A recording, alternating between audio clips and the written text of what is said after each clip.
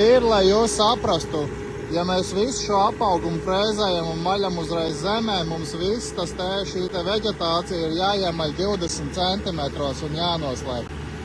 Paskatīsimies, kāds mums izdosies tas rezultāts šodien.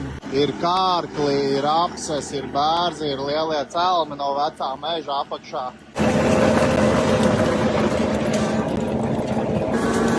Braucam visam pāri. Var redzēt kaut kādi kritušie koki, vecie celmi.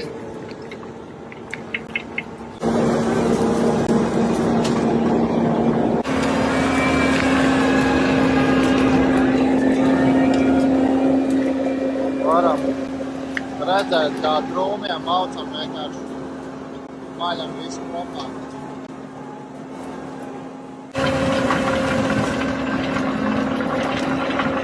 Varam pabraukt atpakaļ, bišķi pievilkt, bet to līdzināšanu taisīsim pēc tam.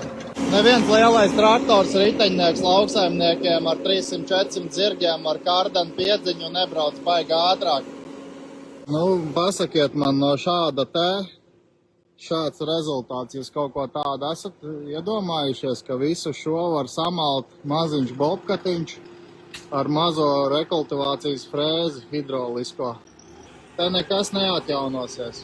Bombā, nu paskatieties, kāds koks gāž zemē, bobkats, jā? Un visi iemaļ zemē. Nu vienkārši fantastika. Jūs kaut ko tādu esat redzējuši? Bija ideja, ka kaut kas tāds ir iespējams ar 90 cik zirgu traktoru. Wow. Ar molčaru tev arī tādam te apaugumam mentās reizes jāpārbrauc, kamēr tu viņu līdz zemē nomolčē. Bet viss atjaunojās, nākamā gadā viss aug pa jaunam un aug vairāk nekā bija. Ar šo tu pārbrauc pāri un tev nekas tur neaug vairāk, veģetācija ir pārtraukta. Jā, tā kā maizīt. Ar rulli piespiež, lai var samalt, mauc pāri, viss tiek samalts.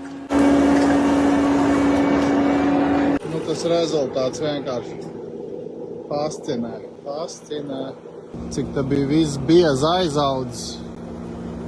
Brauc tik pāri frēzē, visu uzreiz iekšā.